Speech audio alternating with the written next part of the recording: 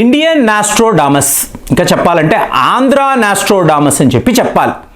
So ఇవాళ పోతులూరి వీరబ్రహ్మేంద్ర స్వామి ఈయన predictions world wide అండి. ఒక్క ఆంధ్రప్రదేశ్ తెలంగాణ కాదండి, ఇంకా చెప్పాలంటే భారత్ కాదండి, ప్రపంచం అంతా కూడా అసలు పోతులూరి వీరబ్రహ్మేంద్ర స్వామి 2024లో చేసిన సూపర్ ప్రిడిక్షన్స్ అని మాట్లాడుతున్నారు. అంటే ఈయన ఎలాంటి ప్రిడిక్షన్స్ చేశారు అంటే, ఒక చింత చెట్టు, పోతులూరి వీరబ్రహ్మేంద్ర స్వామి ఒక చింత చెట్టు కింద కూర్చొని మీకు ఈయన తాళపత్ర గ్రంథాల్లో భవిష్యవాణి రాసేవారు. అంటే ఒక 1400 తాళపత్ర గ్రంథాలలో ఈయన భవిష్యవాణి రాసేవారు. ఇప్పుడు కూడా ఎన్నో తాళపత్ర గ్రంథాలు దొరికాయి. ఎప్పుడు 16వ శతాబ్దంలో ఈయన ఇలాంటి ఒక గ్రంథాన్ని రాసినట్టు కాలజ్ఞానము అని చెప్తారు. సో ఈరోజు ఈయన చింత చెట్టు కింద కూర్చొని ఉంటారు చూసారా, ఈ చింత చెట్టే భవిష్యవాణి చెప్పేది అని ఈరోజు మాట్లాడుతున్నారు. అంటే ఒకవేళ ఈ చింత చెట్టు ఆకులు విపరీతంగా రాలడం మొదలయ్యే అనుకోండి, మీకు చాలా పెద్ద యుద్ధము వస్తుంది అని అర్థం. మీకు చాలా పెద్ద వరదలు, కరువు రావచ్చు. ఇలాంటి అరిష్టానికి సంబంధించిన మీకు భవిష్యవాణి అంతా ఆ చింత చెట్టు చెప్తుంది. దాని ఆకులు రాలడం వల్ల ఇలా జరగవచ్చు అని మీకు పోతులూరి వీరబ్రహ్మేంద్ర స్వామి గారు చెప్తారు. అలాగే ఒకవేళ మీకు ఈ చెట్టు యొక్క ఆకులు విపరీతంగా రంగు మారడం మొదలైంది అనుకోండి, మీకు ఎక్కడ లేని రోగాలు వస్తాయి. అంటే నాకు కొన్ని రిపోర్ట్స్ వస్తున్నాయండి, చైనా నుంచి అనండి, అలాగే ఆసియా ఖండంలో కొన్ని దేశాలు, ఇక్కడ చాలా చాలా దారుణమైన ఒక సిచ్యువేషన్ ఉంది. దానికి సంబంధించిన రిపోర్ట్స్ వచ్చినప్పుడు నేను ఈ వీడియోస్లో మాట్లాడడం లేదు. ఎందుకంటే అనవసరంగా మనము ప్రజలను భయపెట్టడం అవుతుంది కాబట్టి వాటి గురించి మాట్లాడడం లేదు. కానీ మీకు పోతులూరి వీరబ్రహ్మేంద్ర స్వామి గారు ఇలాగ ఈ చెట్టు యొక్క ఆకులు మారుతున్నాయి అంటే కొన్ని వైరల్ ఫీవర్లు, అంటే కోరంకి అని మాట్లాడతారు. చాలామంది నాకు పంపించారు, ఏమంటే వీరబ్రహ్మేంద్ర స్వామి గారు ఈ కోరంకి అని చెప్పారు చూసారా, ఇదేనండి కరోనా. అంటే ఏంటి, ఒక వైరల్ ఫీవర్ విపరీతంగా స్ప్రెడ్ అవుతుంది, గ్లోబల్గా ఇది స్ప్రెడ్ అవుతుందని 16వ శతాబ్దంలోనే ఈయన చెప్పారు అని ఎంతోమంది మాట్లాడతారు. మరి ఈయన ఊరు, ఇప్పుడు ఈయన కర్నూలు జిల్లాకు చెందిన వ్యక్త లేదా కడప జిల్లాకు చెందిన వ్యక్త అని మీకు చాలా చాలా డిబేట్స్ ఉన్నాయి. కాబట్టి ఎవరైనా నిష్ణాతులు, బాగా పండితులు, బాగా ఈ విషయాలు బాగా తెలిసిన వాళ్ళు దయచేసి కామెంట్స్లో రాయండి. ఇదంతా నేను ఎందుకు మాట్లాడుతున్నా అంటే, యంగ్స్టర్స్, యువత, వీళ్ళకి తెలియాలి మా కర్నూలులో పోతులూరి వీరబ్రహ్మేంద్ర స్వామి అని ఈయనని ఇండియన్ నాస్ట్రాడామస్ అని అంటారా? అంత గొప్ప వ్యక్తి నా కర్నూలులో పుట్టాడా? లేదు, కడప జిల్లాలోనే ఈయన పుట్టాడు అని మీరు అనుకోవచ్చు కదా. మరి ఎగ్జాక్ట్ లొకేషన్ ఏంటి, ఆ గ్రామము ఏంటి, దీనికి సంబంధించిన వివరాలు ఏంటి నాకైతే తెలియడం లేదు. కాబట్టి మీరు రాయండి కామెంట్స్లో, దయచేసి మీరు రాయండి, సో దట్ అందరూ కూడా షేర్ చేసుకోవచ్చు. కానీ ఇప్పుడు ఈ పోతులూరి వీరబ్రహ్మేంద్ర స్వామి 2024కి ఇచ్చిన ఈ ప్రిడిక్షన్స్, భవిష్యవాణి, దీని గురించి ప్రపంచమంతా మాట్లాడుతుంది. ఎందుకు మాట్లాడుతున్నారు అంటే, ఆల్రెడీ ఈయన చేసిన కొన్ని ప్రిడిక్షన్స్ అండి మీకు అద్భుతము, ఈయన చెప్పడము అలా జరిగిపోవడం.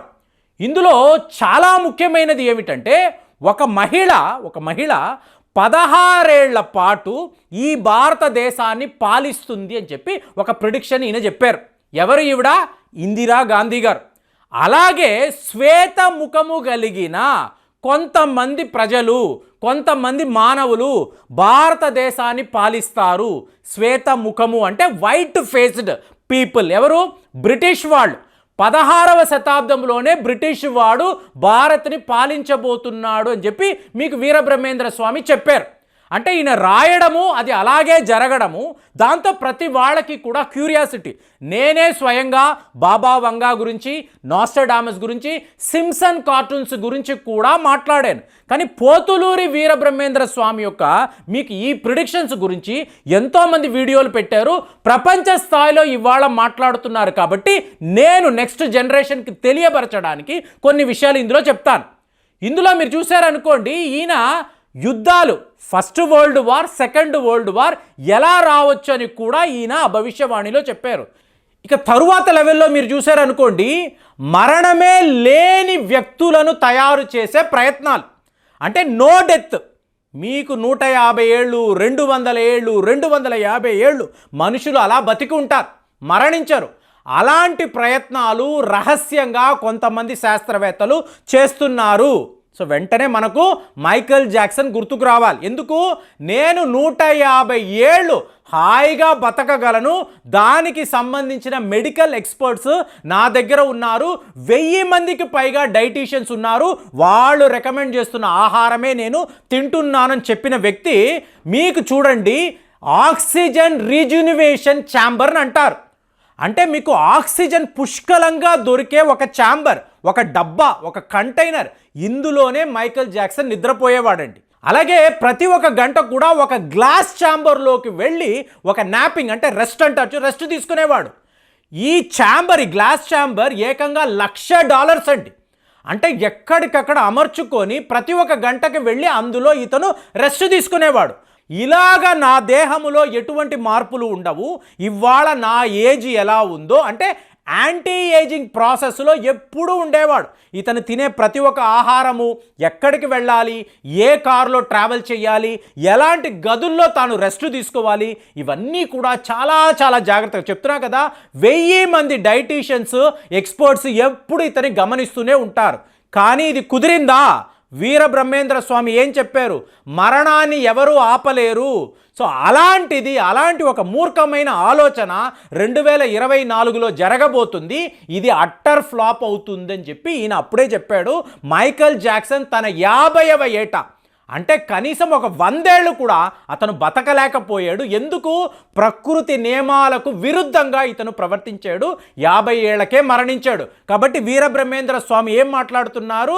ఎప్పుడు కూడా ప్రకృతి నియమాలకు విరుద్ధంగా ఎవరూ ప్రయత్నాలు చెయ్యకండి, ఇది మీకు మంచిది కాదు.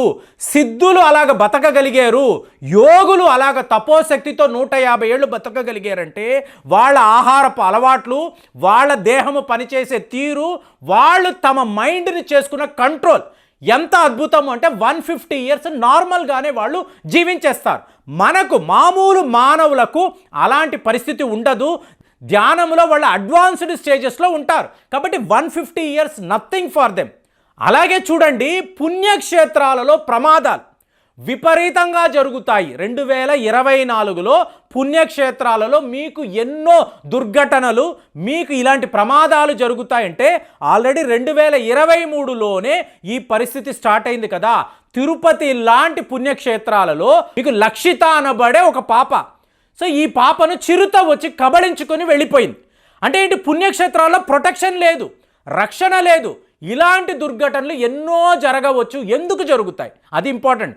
ధర్మము అనేది నశించబడితే, మీకు ఎక్కడైతే అధర్మము రోజు రోజుకి పెరుగుతున్నప్పుడు, ధర్మము మీకు క్షీణిస్తున్నప్పుడు పుణ్యక్షేత్రాలలో ఇలాంటి ప్రమాదాలు మీరు చాలా ఎక్కువ చూడవచ్చు అని చెప్పి ఆయన ఆ రోజు ఒక భవిష్యవాణి చెప్పారు.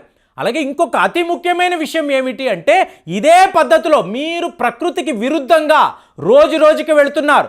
ఈలాన్ మస్క్ ఏం చెప్తున్నాడు? ఒక చిప్పు పెడతాను అంటున్నాడు, మనుషులను నేను కంట్రోల్ చేయగలను అంటున్నాడు. మరి అలాంటప్పుడు మీరు నేచర్కి అగైనెస్ట్గా వెళితే ఎక్కడ పడితే అక్కడ వైరస్లు సృష్టించబడతాయి. ఇవాళ మీకు జలుబు వచ్చిందనుకోండి, 3 నుంచి 4 రోజుల్లో మామూలుగా మనం అందరం కూడా రికవర్ అయిపోతున్నాం. ఇవాళ 2 వారాలు పడుతున్నాయి. ఏంటి? మీ ఇమ్యూనిటీ తగ్గడము కాదు, వైరస్లు మ్యూటేషన్ అనేవి పెరుగుతున్నాయి. దీని గురించి కూడా ఆయన తన భవిష్యవాణిలో కోరంకి గురించి ఆయన పర్టికులర్గా చెప్పారు. వైరస్ స్ప్రెడ్ అవ్వడాన్ని ఎవరు ఆపలేరు, మ్యూటేషన్ పెరుగుతుంది. మీకు ఇలాగా వైరస్ యొక్క మీకు విశ్వరూపాన్ని మనం చూడబోతున్నాము అని చెప్పి 2024లో ఇది జరగవచ్చు అన్నప్పుడు ఇవాళ అందరూ కూడా చైనా వైపు చూస్తున్నారు, ఆసియా ఖండం వైపు చూస్తున్నారు. ఇలాగ కొత్త వైరస్లు వస్తాయా అని చెప్పి భయపడుతున్నారు. సో దీనినంతా కూడా 16వ శతాబ్దంలోనే ఈయన చెప్పేశారంటే ఎంత గొప్ప ఒక మహానుభావుడు, ఎంత గొప్ప ఆ కాల జ్ఞానము ఉన్న వ్యక్తో చూడండి. మరి ఈయన గురించి మీకు తెలిసిన ఇన్ఫర్మేషన్ ఎంత?